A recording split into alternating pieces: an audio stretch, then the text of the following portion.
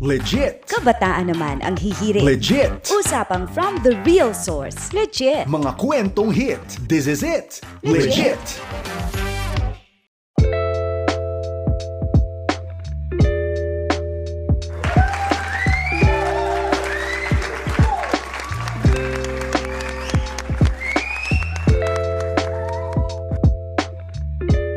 Hello, kamusta ka? Welcome sa paborito nyong tambayan tuwing Sunday na kung saan ang kwentuhan ay hit. Ito ang Legit! Dito lang yan sa 702 DZAS FEBC Radio TV. Hello po ulit sa inyo. Ako po si Arwel Mendoza. At ako naman po ang inyong ka-El ng bayan, ka-El Garcia. Ayun, kami po ang inyong kabanding kasama sa pagtambay every Sunday. Kamusta ka? Ano ba ang ganap mo for today? Ano ba ang mga ginawa mo nitong mga nagdaang araw? Sana ano man yung mga naganap, sana ay okay ka pa rin. Sana ay katulad ka namin na nagchichilax ngayong araw. At saka, Brother Aru, excited ako every Sunday kasi nga aside sa programang Legit, gusto natin makabanding yung ating mga kaagapay Sa true. sa on-air and online. Kaya po, we welcome you sa programang Legit. Siyempre dito, pag-uusapan po natin ng mga mahalagang issues, yung mga concerns, yung mga hanash mo. Oo. Yan, ikaw na nakikinig ngayong araw na ito, welcome po sa programang Legit. And of course, ikaw na kabataan, Gen Z, Millennial, or even young at heart, Ayun. join us para po sa siksik na programang hatid po namin sa inyo.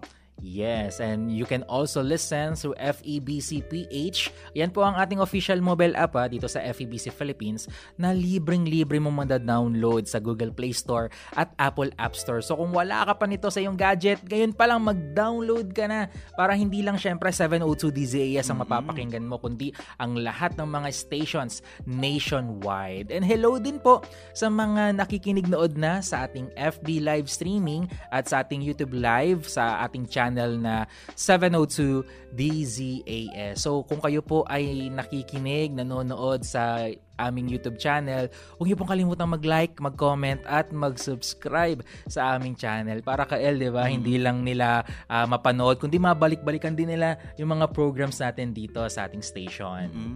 At kung may GC kayo, naku, muntik ko pa makalimutan. Kung may GC kayo ng inyong tropa, i-send nyo na yung link para magkaroon tayo ng watch party. True. Sama-sama tayong makapakinig at matunghayan itong ating special at exciting episode for today. At saka ang ganda kasi kahit hindi mo sila makapakinig sa radyo on that day and time, Ayun. pwede nga babalikan online. Ayun talagang advancement technology and social media na meron tayo sa mga panahong ito. And Brother Aro, kamusta ka ba sa season ng buhay mo ngayon? Ito, okay naman.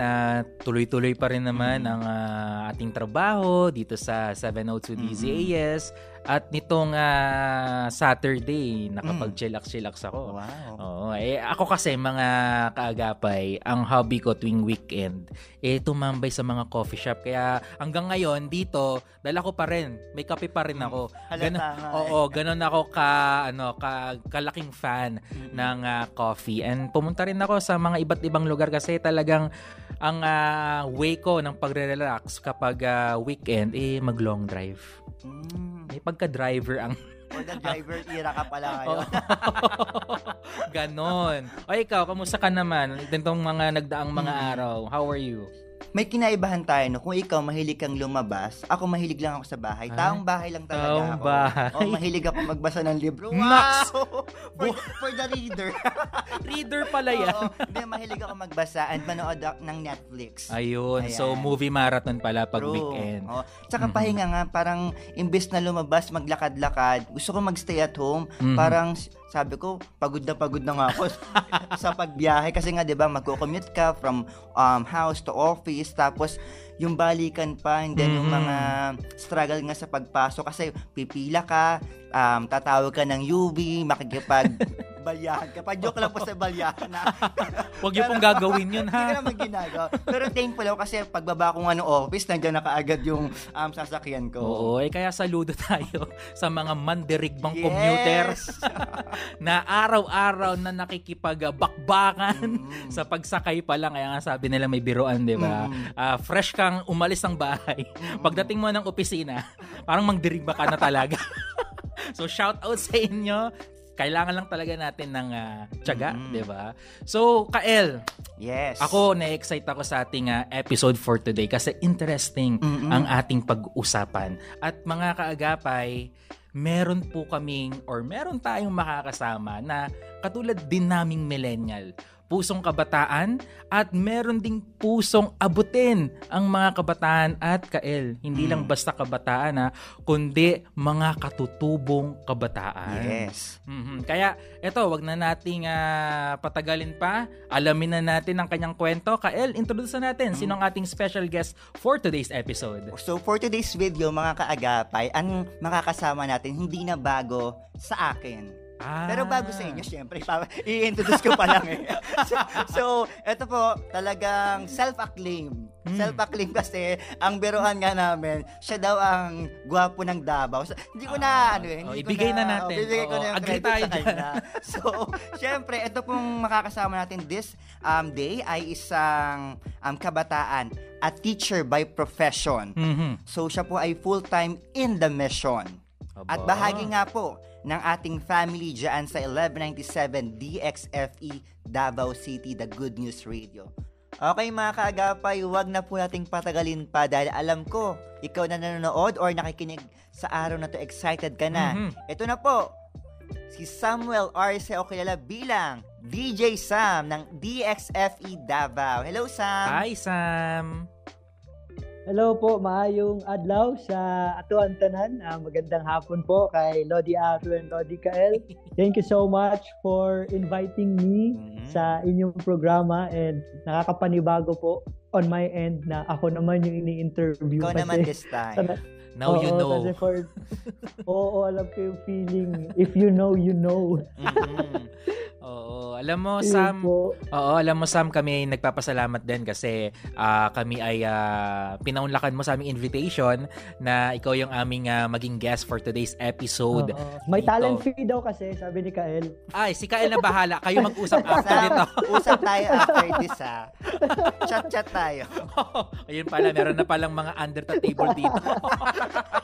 May mga ganong usapan na. Pero kidding aside, Sam, kami ay natutuwa at excited na kami na mapakinggan ng iyong storya dahil Kael, alam mo, talagang napaka daming ginagawa ni Sam, hindi lang bilang talent sa DXF, kundi meron din siyang magandang ginagawa sa community. So hayaan na natin si Sam, of course, na ikwento ito. Pero bago yan, nais ka pa naming mas makilala. Kael, ano ba ang pwede nating itanong for our first question? Oo. So, siguro kailangan dito na may mga math, no? Kaya ba ng math, Sam? Pahinga mo naman yung math. Lats ako sa math. Alright, sige. Okay, para mas makilala ka pa ng ating mga kaagapay, Sam, ano ba yung tinapos mo nung college? And kasalukuyan, ano ba yung nagiging hobbies mo? Thank you for that wonderful question. Wow! Hindi mo! Ano po, bale, nagtapos po ako ng education noong 2015. Ang kinuha ko po ay Technical Teacher Education, major in Food and Service Management. Pero bago ko po natapos yun, nag-course hopping po ako, nag-masscom po ako, tapos lumipat ako ng Aircraft Technology kasi nga pangarap ko magpiloto dati. Pangarap kong lumipad. Oo, kasi tawag dyan, masyadong ambisyoso. Kaya grabe naman. Literal na mataas ang pangarap. Di kinaya kasi nga, di ko alam na kapag magpipiloto ka pala, kailangan mo matalino sa math. Di ako biniyayaan ng Lord ng math skills. So, sabi ng papa ko, Sam, bumabagsak ka sa mata, baka ang aeroplano mo bumagsak din. So, lipat ka na lang kaya. So, yun, after 1 year na palipat-lipat, nag-pray na ako kung ano dapat gawin ko. So, lumuwas pa talaga ako Manila, pumunta pa ako sa lola ko sa Marikina para mag-pray kung ano talaga ang course ko na kukunin. So, nag-reveal naman ng Lord na mag-education daw ako, pero yun nga, for me, never kong pinangarap, never siya pumasok sa mind ko na I will become a teacher one day.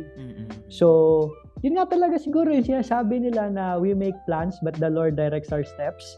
So, even when I felt na parang ang off, taka lang Lord, parang mali. Bakit eduk? Di ko naman yun pinangarap. Parang natawa lang ako. The only time na sinabihan ako na mag-eduk ako is yung nahuli ako na nagko-codigo with my classmate. Sabi nung teacher sa akin, oy, pero wag po ganun mga kaagapay ha. Wag tularan. Wag tularan. Sabi ng teacher sa akin, oy Sam, pwede ka mag-teacher kasi magaling ka magturo. So anyway, yun po. So naging teacher ako 2015. Thank you Lord, nakapasa ako ng board exam. Ever since, nagamit ko po yun, not in the kumbaga secular world but in the ministry, which in the past years I have no regrets na nag-educ ako tapos nag full-time and hanggang ngayon nagulat ako, andito din pala ako sa DXFE. So ayun, dami ko nang sinabi. Alam mo, sorry. Brother Aru, nakaka-relate ako kay Sam kasi siya ayaw niya ng eduk, 'di ba? Parang nag-course hopping siya. Ako din, tanda-tanda ko naman, ang nilagay ko sa yearbook ko nung high school, gusto kong maging teacher. Kasi that time, ang favorite subject ko, physics. Gusto kong magturo ng physics that time. Pero iba yung plan nga ng Lord kasi nga, ang kinuha ko is journalism yung natapos ko. Pero, eto pala, ayaw ko magsasalita sa harap ng mikropono. Yan yung fear ko. Pero tignan mo, dito ka nilagay ng Lord and dito ka nagtatrive, di ba? Oo. Diyan natin makikita na hindi ka lalago kung lagi kang nasa comfort zone mo. Yes, exactly. Talagang aalisin ka dun sa comfort zone mo para mas mag-grow ka. So, Kael, alam mo, ako, hindi ko na mapigilan yung excitement ko. Gusto ko nang alamin. Dahil nga kanina, sabi nga natin sa ating introduction, si Sam ay isang kabataan at may pusong kabataan at meron ding puso na abutin ang mga kabataan. Lalong-lalo na yung mga katutubong kabataan. So talagang interesting ang ating kwentuhan for today. So Sam, kwentuhan mo naman kami paano nag-start itong passion mo to reach out itong ating mga katutubong kabataan. Opo. Honestly, talaga nakita ko sa life ko at first, yung mga ayokong gawin, yun yung ginagawa ko ngayon. Di naman sa ayoko dahil for the sake lang na ayoko. Pero parang during that time, hindi ko siya nakita. Pero ayun nga, dahil Kristiyano tayo, dahil mahal natin ang Panginoon, makikinig at makikinig talaga tayo. Which, yun yung parang gusto ko na unang lesson, kung may lesson man sila mapupulot dito, na makinig tayo sa Lord because we will never really regret our decisions kapag nakinig tayo sa Kanya. So, ayun nga, it started way back in 2015 pag-graduate ko, pagkatapos ko mag-board exam. Kasi nga, ever since a kid, parents ko are, actually both my parents are from Manila. Doon sila pinanganak, doon sila lumaki. 1994, pag panganak sa akin, dito sila tinawag ng Lord sa Davao. So, very active na ang parents ko sa tribal ministry. So, kumbaga, wala po akong ibang alam kundi tribal ministry. Kasi I grew up with them. I grew up meron kasi kaming training center na puro mga katutubo ang kasama. So, andun na ako ever since. So, pag-graduate ko, tapos kong board exam, ayoko na. So parang I'm done. Diba? Pagod na ako. Pagod na kasi all my life yun yung buhay ko. So sabi ko, I want to experience the outside world. Parang nasa bahay ni Kuya. Wow, naman. Outside world. So syempre, nakapasa ka ng board exam. So feeling mo, well, natural naman talaga na may isip mo na, okay, teacher ako. So dapat nasa school talaga ako.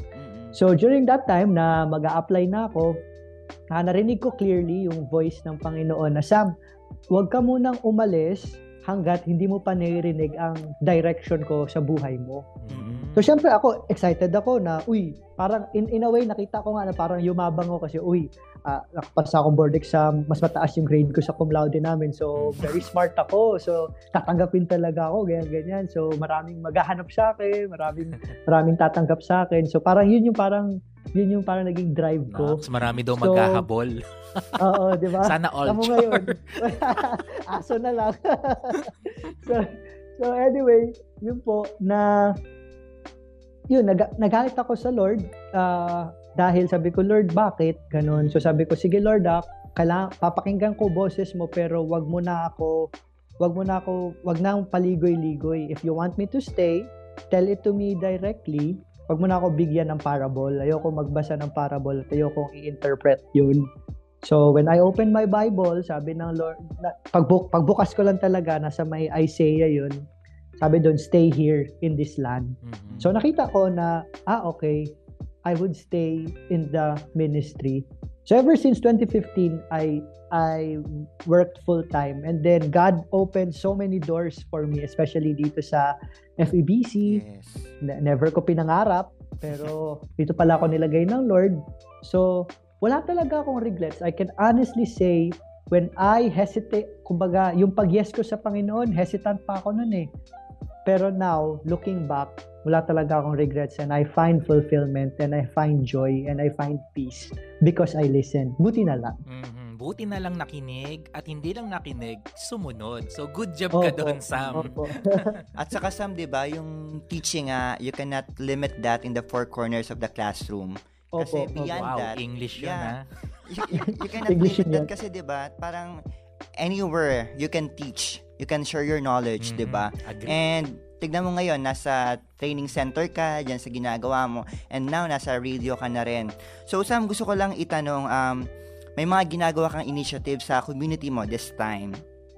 Paano mo sila ini-empower sa simpleng paraan? Lalo na yung mga kabataang youth dyan sa kabataan na youth pa, di ba? Redundant. Hindi naman. Paano mo yung mina-mentor yung mga youth IPs? Opo. Hindi ko pala ata na-mention, pero I work full-time sa Kalayag Childcare and Youth Community Center, which is an IP, Indigenous Peoples Organization, na ang pinaka-work talaga is that we provide programs, we provide trainings, and we provide services that would help transform communities. So, bale, ang main thrust talaga namin is community transformation. Kasi naniniwala kami na ang lahat po tayo ay binigyan ng Lord ng honor and glory, and that is same sa mga katutubo. Kasi 'di ba in the past or in the recent ang parang stigma natin ng mga katutubo ay mabababa. Pero no, we're trying to set them free from that mindset na ganito lang kami. So my dad actually started that since the 1980s, and then parang siguro totoo ngayon napasa sa akin no na ganun na din ang aking gagawin. And then ayun po, nagpo-provide kami ng scholarships, nagpapaaral kami sa college, sa TESDA, sa high school dito sa Davao at sa Bukidnon. And mostly ang work namin nasa mga Matigsalog tribe. And we have been active there, especially sa mga youth. Napaka-importante po talaga na kailangan i-influence ang mga youth. And I remember when I said yes sa Panginoon, ang sinabi talaga niya sa akin, you will be the father of the young people, kung saan kami nagme-ministry. In a way, fathering, mentoring. Yes. So, ayun, nasa ako ngayon, ako ang head ng aming early pregnancy prevention program among the Matigsalog tribe. Kasi, ewan ko lang po if it's the same in the city context. Kasi, ayun po, sa bundok, grabe talaga po, very rampant siya, and we're trying to, we're doing our best na maputol yung cycle of poverty. Kasi kung maaga kang magkakapamilya at a very young age, paulit-ulit lang po ang cycle ng poverty mo. Sam, nabanggit mo nga yung early pregnancy. What is the reason behind bakit nagkakaroon ng ganong issue? Ano yung factor? Na sa mga IPs. Opo, ewan ko, baka marupok lang talaga mga puso. Grabe naman tayo. Straight to the point. Marupok. Okay. Grabe naman. Hindi kasi, yun kasi po, sa context namin sa bundok, parang sabi nila wag na, ito pa, kasi may belief po kasi sila before na itong oligase, it's a monster na that eats school children. So yun yung parang na ano sa kanilang mind na kapag mag-aral ka, kakainin ka nito ng itong monster na ito, itong Oligase, which actually promote ko na din. We actually made a film produced by CBN Asia. So it was nominated sa mga International Film Fest. Oligase po yung title ng movie. It will panoorin nyo, yun po yun story nun. But anyway, yun kaya di sila yung mga older generation hindi nakapag-aral dahil nga doon. Pero now we're trying to erase that na kailangan education talaga. Education is the key. But going back to your question, siguro, lack of pangarap. Yun talaga nakita ko na they don't dream bigger dreams for themselves kasi feeling nila, dito lang ako, this is my lot in life. Magtapos ng high school or di wag na mag-aral, mag-asawa na lang at humayo kayo at magparami. Yan nga saning gusto naming idagdag na tanong sa iyo, Sam. Dahil nga nabanggit mo nga rin kanina, merong mindset ang mga kababayan nating katutubo na mababa nga yung tingin sa sarili. And they have this mindset na hanggang dito na lang ako. Dito na ako lumaki. Hanggang dito na lang ako hanggang tumanda, hanggang sa mamatay. Sam, sa mga ganitong na-encounter nyo na mindset ng ating mga katutubong kabataan, ikaw mismo, Sam, paano mo sila natutulungan ma-erase yung ganitong klaseng kaisipan sa kanila? Opo, so we're very active in community transformation. Yun nga parang siguro sa isang buwan, 3 beses po kami pupunta doon because we have series of projects as well. Pero we're very active po sa discipleship. Kasi nga, ang pinakakalaban mo lang talaga is yung thinking We have to really be renewed by the Spirit of the Lord. Kasi pag talaga tayong nabago yung mindset natin or yung thinking natin, it would really change us. No, so yun po yung parang always namin tinuturo sa kanila na the Lord has, kahit as cliche as it may sound, na the Lord has big plans for you. Na hindi ka lang hanggang dyan. Kasi minsan din ang mga katutubo on our context, parang feeling nila hindi sila makasabay sa mga city people, which we're trying to erase that na no, pare-parehas naman tayong lahat. So ayun na parang always namin disciple, and then now we're trying to erase that mindset na kapag katutubo ka, ang karapatan mo sa buhay ay tulungan. Tapos na yung gone are the days na sila yung tinutulungan. Tagal-tagal na ni Papa, 1980s pa siya doon. Now is the time na tayo naman ang tumulong. Tayo naman ang magbago ng ating magbigay ng pag-asa sa mga other na mga katutubo. Kasi nga we firmly believe na our season now is that yung mga tribal people, they're no longer the mission field, but the mission force.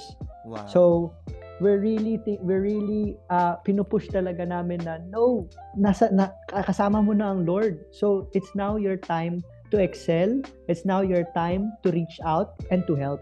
So, ever since that, yung ginagawa namin, inaano po talaga namin sila kapag may mga disaster relief. Kami pinapadala ng Davao City government during 2013 sa Yolanda. Pinadala kami ng Davao City sa pag-build ng mga homes doon sa Aklan. Tapos itong recently naman sa kailan nga ba yun? Yung sa Siargao, sa Typhoon Odette. So yun din, andun kami for 4 weeks. Nag-Siargao kami for 4 weeks para mag-build ng mga homes and mga churches. And lahat po yun ay tribal youth tsaka tribal pastors. And na-boost po talaga ang moral nila na pwede din pala kami makatulong. So yun, we're happy to report that. Yeah.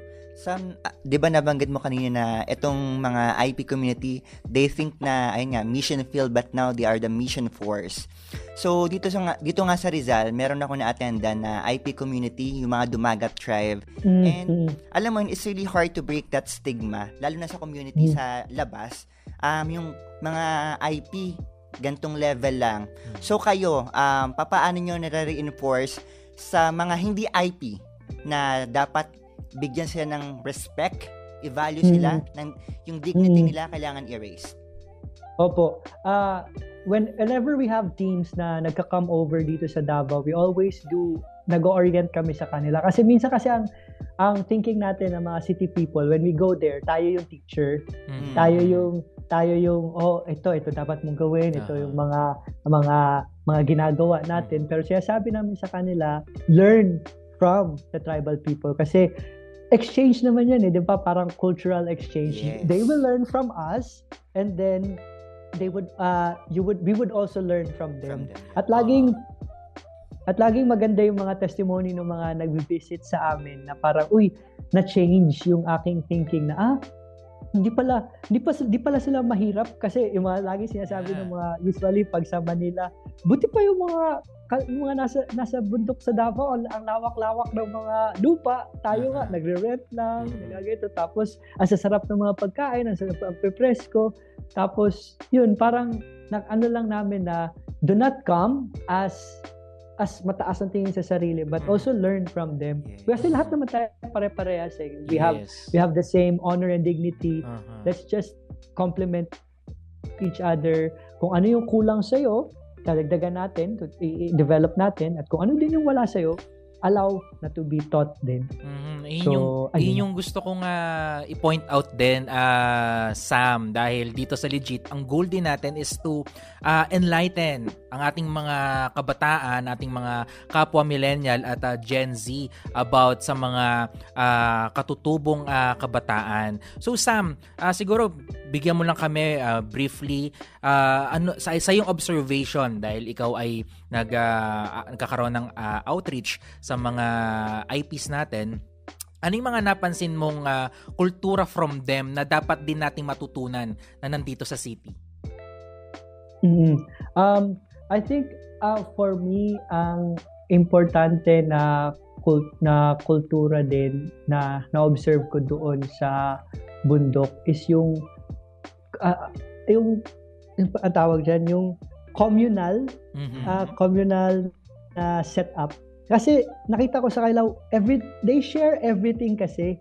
Tayo kasi sa city parang, ito, akin lang to na hindi pwede. Ang isa natatawa ako, yung pagpapasok ako doon, pag iniwan ko tsinelas ko sa labas, paglabas ko maya-maya, wala na.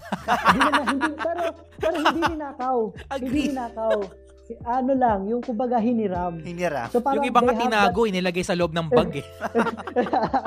Yung kumbaga, ang mindset kasi nila, what's mine is yours. Which, for me, it can be taken into a positive note na parang they look at us as family. Kasi siguro tayo sa city, we tend to be very isolated. And sa kanila, they very communal sila, communal living. And I think I really like that because sabi din naman, di ba, sa New Testament na para mas maging okay ang lahat, let's share, di ba, lahat ng mga resources natin. So, yun ang gustong-gusto ko kasi, di ba, ayaw din naman ng Lord na self-centered tayo, puro sarili lang iniisip natin. Why not, let's also look for let's look for the concern of others. Maging interested din tayo sa concern nila. So, yun po. Sam, gusto ko lang kumustahin, lalo na sa community mo dyan sa Davao. Kumusta yung mga kabataan na IP? Meron pa rin ba silang pangarap? Nangangarap pa rin ba sila? I think now, praise God, because then siguro dahil matagal na nga ito sinimulan ng yung ministry with them. I think it was back in the 1980s. Unti-unti talaga na tawag po dyan, ewan ko kung level up yung tamang term, pero parang mas nagiging yung baga, nare-realize na nila kung sino yung identity nila sa Panginoon. And I'm happy to report po na ngayon po, ang pinaka-first graduate po namin na pinaaral namin na Matigsalog, first Matigsalog graduate. Ngayon po, praise God, city councilor na po siya ng Davao City mismo. Dapat ng palakpakan yan. Opo, at dahil sa kanya, yung na-receive niya na help galing from us, yung pinaaral namin siya, sinuporta namin siya sa lahat. Ang pinakaunang ginawa niyang project sa City Council is to provide scholarships to all ng mga young people. So parami na ng parami ang nakakapag-aral. And right now, we have one currently na nag-aaral ng law. So soon, magkakaroon na din tayo ng Matigsalog lawyer. So kumbaga, dahil nga, sunod-sunod yung mga nagiging good stories natin, yung mga young people ngayon, ay, pwede din pala ang isang Matigsalog maging counselor. Pwede din pala maging lawyer. pwede din pala maging doktor kasi ngayon may mga scholars na nagpi-pre-med. Tapos parang ako sobrang natutuwa lang na wow, dati ang mga pangarap ng mga lalaki sa bundok, magsundalo kasi yun lang lagi ang nakikita. Totoo. Pero ngayon, ang iba, social work, yung iba, education, which very important pa rin. And then yun, natutuwa ako, meron na nagpa-political science. Wow. So sabi ko nga, yung sinimulan ng papa ko, it was never in vain. Yes. Kasi his hard work, of course, sinunod lang naman niya ang Panginoon, it's now bearing fruit. And it's being passed on to me na yun din. And I think, I really thank my father and my mother na who set a good example for me to follow. And yun din parang gusto ko na wag natin i-take for granted yung mga nag-go before us na mga leaders. Kasi we are all building the Lord's kingdom naman eh. Yun lang, it's up to us lang if makikinig tayo or hindi. Mm-hmm. So, yun po. Kita mo na ka-El and mga ka-legit, ganun kalawak ang pwedeng marating ng isang kabataan na na-ignite sa kanyang heart na hindi ka lang dyan. You can do better. Meron pang mas magandang mangyayari kung maniniwala ka rin, of course, number 1 na yan sa Panginoon, at maniniwala ka rin sa sarili mong kakayahan na talagang kayang-kaya mo na mag-excel. And katulad nung sinasabi at sinishare sa atin ni Sam, napakarami na pala sa ating mga katutubong kabataan ang nag-excel dahil sila mismo ay talagang natulungan na ma-ignite yung passion at i-pursue nila at mag-excel sa kanya-kanya nilang mga larangan. At saka nga, they are making their own names sa kanilang Yes. field. And nasabi mo nga na yung first graduate nyo ay city councilor na. At ang maganda doon, talagang tumatanaw ng utang na loob sa pinanggalingan niya. Talagang tumutulong din. Kung sabi mo nga, dati mission field, ngayon mission force na, binabalik niya kung ano man nung nagawang tulong sa kanya. And thank you sa group mo, Sam, sa community nyo, sa papa mo, Saludo. na talagang they're doing their best Yes. para matulungan ng community nila. Oh, alam mo, talagang lumalalim na tong usapan natin, pero medyo bibitinin muna natin ang ating mga kaagapay because for the meantime, we will pause for a break. Water break muna tayo o coffee break muna tayo sandali, and tayo po ay magbabalik. So stay tuned mga kaagapay dito sa programa na kung saan ang kwentuhan ay hit legit. Legit. Kwentuhan ng barkada tungkol sa anything hit. Legit.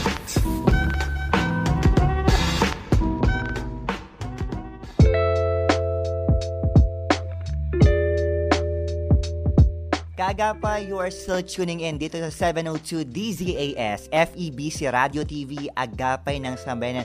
And welcome back sa ating program. Alam pong nai-enjoy mo na yung mga malalaman nating pinag-usapan, and we are so happy to hear so much stories sa naging guest natin kanina. And magpapatuloy nga tayo dito sa programa, hitik sa kwentong hit, ito ang Legit! Ako pa rin po si Kael Garcia. At ako pa rin po, si Arwel Mendoza. So we're down to the last part of our program.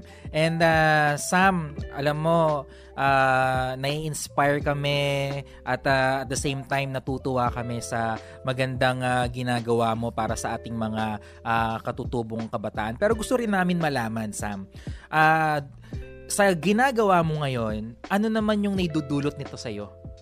Paano ka naman natutulungan personally nitong pagtuturo mo at pag-reach out sa ating mga katutubong kabataan?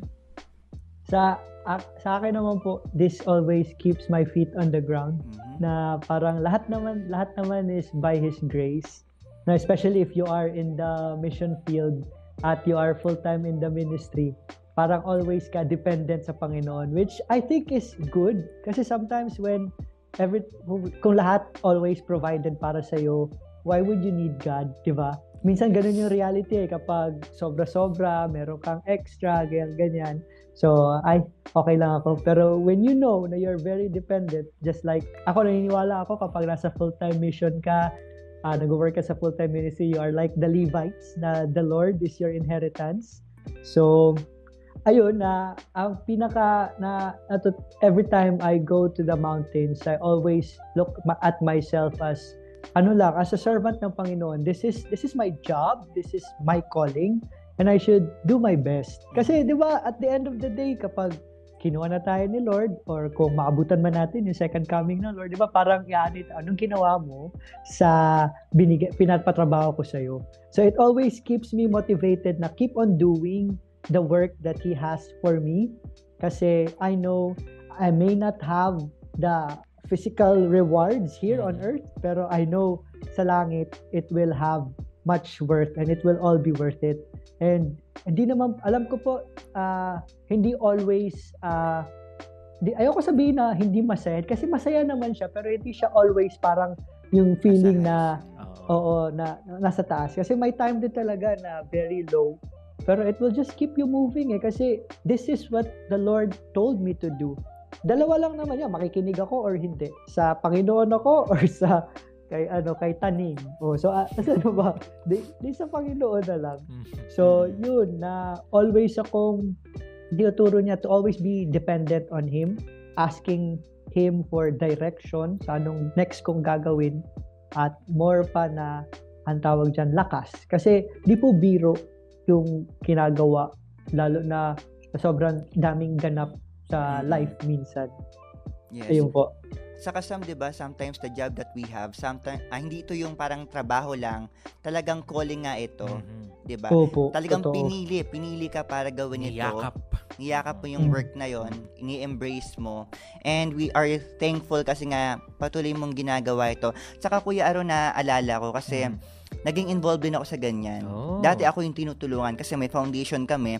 Nung bata kami, tinuturuan kami paano magsulat, magbasa, paano magkaroon ng clean and green, magplanting. Tapos, nung dumating ako sa time na naging college na ako, sabi nila, it's your time. It's your time na ikaw naman ang tumulong.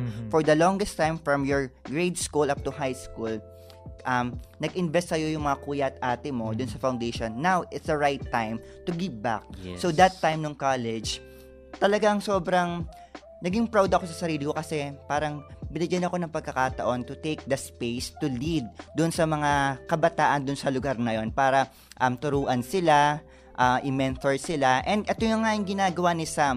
Pumupunta siya sa community para maging involved, lalo na sa mga kabataan. And siya pa yung head dung sa early pregnancy, di ba?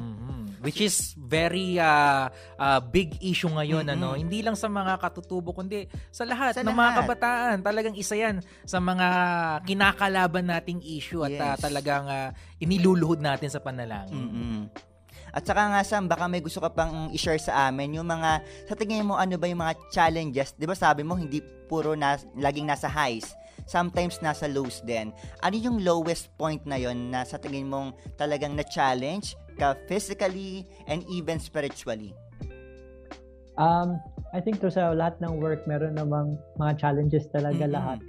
Pero siguro, ang challenge lang naman siguro is the people na tinutulungan mo, no? Na kumbaga, like yung recently lang kasi nga 'di ba, lagi ako nasa bundok, tapos every month we gather the young people for the early pregnancy prevention program.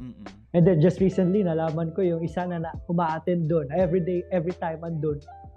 Siya din 18 years old pa lang, hindi na na nabuntis at a very young age. So, ang ano ko noon, so parang ko, bayan, sa tayo na lagi tayo nag-effort ako ganyan, tapos mangyayari din sa'yo, parang napakatigas naman ng ulo mo, yung parang ganun. Kasi siguro nga dahil nga I feel na parang ako yung gumagawa nito, pinaghihirapan ko to, pero na-realize ko, no, I'm just barely doing what God is telling me to do. So of course ma-frustrate ka, pero what can you do? The decision is yung person mismo ang magde-decide. But ayun nga, sabi ng Lord sa akin, keep on, never tire of doing good, kahit nakakapagod. So I think yun lang naman. Minsan mas stress tayo sa mga people na minsan matigas ang ulo, pero na-remind lang din ako, there was a time na ako din yung matigas ang ulo, pero the Lord was gracious. So siguro yun, na huwag tayo mapagod sa paggawa ng tama. Continue to do what you're doing kahit feeling mo walang result, kahit feeling mo parang ano pa bang point ng pag-early pregnancy prevention kung kayo din naman pala lahat ay mapupunta pa rin dun? So parang yun yung thinking ko just recently. Pero sabi ko, sige lang Lord, alam kong this will never be in vain. Sam, as we end, ano naman yung gusto mong ibigay na mensahe or words of encouragement sa mga ka-legit natin na nasa punto na wala talaga akong pangarap hanggang dito na lang talaga ako na pakaramdam ko hindi na ako mag-excel kuya. So ano yung gusto mong iparating na mensahe sa mga kabataan na dumadaan sa ganitong sitwasyon? I just want to say na ganun, kung ikaw iniisip mo yan ngayon, I was also once like you na parang eto na lang, this is my lot in life, na hanggang dito na lang ako. Pero when I encountered God, I experienced His presence at narinig ko anong mga dapat kong gawin with His confirmation sa Word. Nakita ko na hindi pala ako hanggang dito lang. He has so much more for me. So siguro yun yung unang mindset na ilagay natin na God has so much more for you to do. And mag-take inventory ka kung ano yung mga giftings mo, anong mga talents mo, kasi doon ka talaga gagamitin ng Lord. God, you are the missing piece sa puzzle kasi nakahulma ka para dyan na bagay, and you have to discover that. And sabi pa nga, ang lahat ng mga magagandang bagay ay nababirth out of your communion with God, out of sa iyong pag-spend time sa Kanya. Kasi paano mo maririnig kung di ka nakikinig, di ba? So, dapat ka talaga makinig sa Kanya. Kasi life, ang thinking ko kasi dati kapag Christian, boring. I'm sorry to say, pero yun yung thinking ko before. Ay, pag Christian, boring. Ang daming bawal, parang very restricted. Pero, change talaga ng Lord. It's never boring with God. Marami kang mga may experience. Marami kang mapupuntahan. Kahit wala kang pera, basta pag nasa mission field ka, nasa ministry ka, He will take you out there. Kasi yun naman talaga sabi ng Lord, diba? Go to the world and preach the good news. Diba? Kasi gagamitin ka. You just have to know who you are and who you are in the Lord. Anong giftings mo, anong skills mo, nung kanya gagamitin. At never think na hanggang dyan ka na lang. You are so much more. Wow. Yun. Sam, parang hindi ako naniniwala sa walang pera. Nakapag-Israel ka nga Ayun nga. Ayun doon. Yun nga yung nakakataka. Ba't ka may pera? Yes. Yung Lord talaga. Amen. Siguro Sam, ito panghuli na lang din. Ano naman yung challenge mo sa mga kabataang nakikinig or nanonood sa atin ngayon? Paano ba sila makakapag-contribute sa pag-abot sa mga ganitong klaseng communities? First, ipag-pray mo talaga yung compassion sa heart mo. Kasi pag hindi mo na-feel yung burden ng Panginoon para sa iba, wala, magiging self-centered ka talaga. Puro lang iisipin mo is yung para sa kapakanan mo. Pero always remember na we were not made by God to please ourselves. No, we are made for a purpose.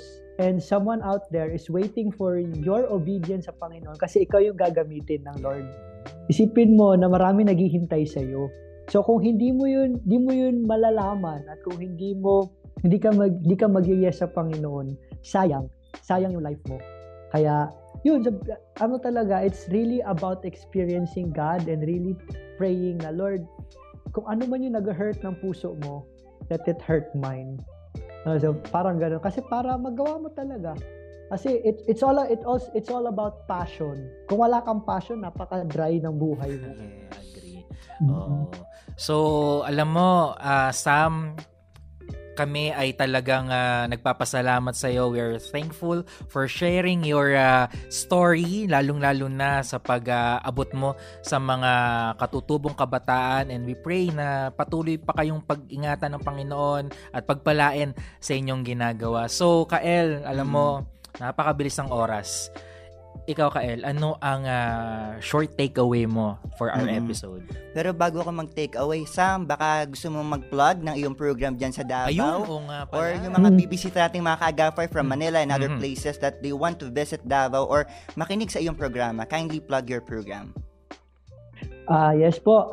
Ako po ay, yes, what they have said, nasa anak talent ng DXFE, 1187 DXFE dito sa Davao. I do program Wednesday, Thursday, and Friday, 11:30 to 12:30. Ito po yung Let's Chat. Nasa Facebook Live din yan. If you want to listen, nasa sayo yan. No, Kailangan nila makinig. And also, if you want to also, baka kayo po mga kaagapay na pakinggan nyo and you want to visit what we do in Kalayag, pwede din po kayo mag short-term mission. Go to our place sa Marilog District and experience kung ano man yung dapat pa-experience doon. So, yun lang. Ayan. Thank so, you, Sam. Salamat, Sam, ha, for gracing the show. So, katulad ng din sinabi ko, tanong ko, ikaw, ano ang takeaway mo? Ang takeaway ko, as a city person, person, na, ayun nga, sinabi ni Sam na, let us break that stigma na naiisip natin sa IP community. Pareho natin sila. They are human. So, bilang tao, let us respect them, give the right credit or dignity that they deserve. And of course, kailangan makihalubilo tayo sa kanila na tinitignan natin sila as a person of value and not of something na mas mababang uri sa atin. And of course, isupport natin yung mga gawain, yung initiatives that could really help them to grow as an individual. Maki-join tayo sa mga community initiatives, mga organization tulad ng ginagawa ng Kalayag, nila Sam, para syempre magkaroon talaga ng mga partnerships, ma-strengthen yung commitment and relationship ng bawat isa. Sa akin naman, Kyle, kung di mo na itatanong. Sige, tatanong ko na nga rin. Napilitan. Gusto talagang tanungin. And then sa akin naman, ang nakuha ko from this itong kwentuhan natin, alam mo, mga ka-legit, mga kaagapay, importante talaga na bilang mga kabataan, magkaroon tayo ng contribution sa ating society. Yes. Hindi hadlang yung edad, hindi hadlang yung, hindi, bata pa ako hindi ko pa kaya Lahat tayo ay merong skills, meron tayong talento, at yung skills na meron ka, yung talento na meron ka, kayang-kaya mo yung i-enhance. Hindi mabanggit yung Tagalog, no? I-enhance mo yan and magiging tool mo yan para makapagbigay ng ambag para sa ikagaganda ng ating community. And just like Sam, talagang niyakap niya yung kanyang calling na mag-abot or i-reach out ang mga kabataang katutubo. At ngayon ay talagang kitang-kita na natin, Kael, yung resulta nung kanyang ginagawa. So again, mga ka-legit, maging reminder ito sa atin na may ambag ka. May malaki kang contribution para sa ating mga kababayan, at huwag natin syempre kalilimutan ng ating mga kabataang katutubo dahil sila ay ating kasama, sila ay bahagi din ng ating community, kaya it's very important na inaabot natin sila. So grabe, Kael, napaka fruitful nitong ating episode. So ayaw man namin sabihin, pero that's it. Ito na, nandito na tayo sa last part ng ating program, and we would like to say thank you for joining us dito sa ating legit episode, and thank you, Sam, for sharing your legit insights. Ayan, so ingat ka, and patuloy ka pang pagpalain ni Lord sa iyong mga ginagawa. And of course, for sure, maraming mga natutunan ng ating mga kaagapay. So again, maraming salamat po. At tayo rin ay nagpapasalamat sa ating mga kasama sa Bokawe Transmitter site. At saka syempre nagpapasalamat tayo sa iyo, kaagapay, na patuloy ngang sumusuporta at sumusubaybay sa mga programa nga po ng 702 DZS. Kung may mga natutunan ka kay Sam sa ating program this day, paki-comment po ang inyong takeaway sa ating ongoing streaming sa ating Facebook Live and YouTube channel. We would like to thank sa mga kaagapay natin na tumulong sa ating broadcast sa araw na to. Hello kay Angelica Kalayag. Thank you. Kapangalan nung training center nyo. Actually, ngayon na pa siya kumakaway sa amin. Siya daw yun. Ayan. At sa mga project natin, kung sino man sila na ayan. Salamat. And of course, salamat kay Rawi na nag-assist sa atin for this episode. So muli, ako po si Arwel Mendoza. At ako naman po ang inyong Kael ng Bayan, Kael Garcia. Until then, see you next Sunday para sa kwentuang hit Legit! Bye!